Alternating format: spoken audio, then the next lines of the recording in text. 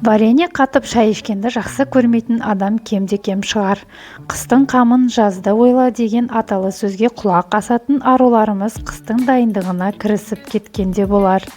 Бүгін өріктен тұратын варенье дайындаймыз. Варенье дайындамас бұрын жемісті бірнеше рет жақсылап жуып, арнайы ыдысқа салып, өріктерді сүйектерінен ажыратып, екіге бөліп, бөлек үлкендеу ыдысымызға салып аламыз.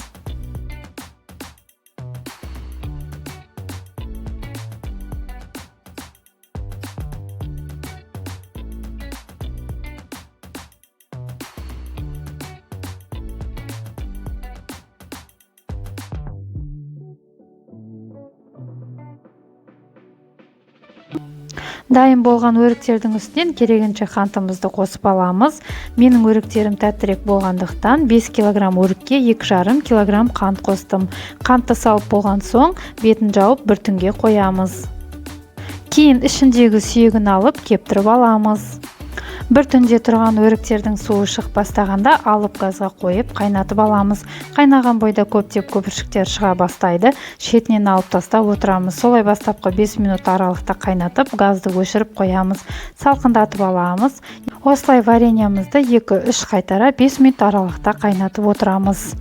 Кейін ішіне қосатын шағылған дәнектерді жақсылап қайнаған суға 2-3 қайтара жуып тазалап аламыз. Кейін банкаларымызды дайындап, содамен тазалап жуып, кептіріп, стерилдеу керек. Қақпақты да ыстық сумен жуып, кептіріп аламыз. Кептірілген таза банкамызға вареньямызды құйып бастаймыз. Дайын болған вареньямызды банкаларға толтырып құйып, үстінен бастапқы шағылған дәнектерімізді қосып, қақпағын жақсылап бұраймыз. Егер көбірек варенье жаққыңыз келсе, жемістерді де қантты да жоғарыда айтылған мөлшермен 2 еселеп қоса берсеңіз де болады.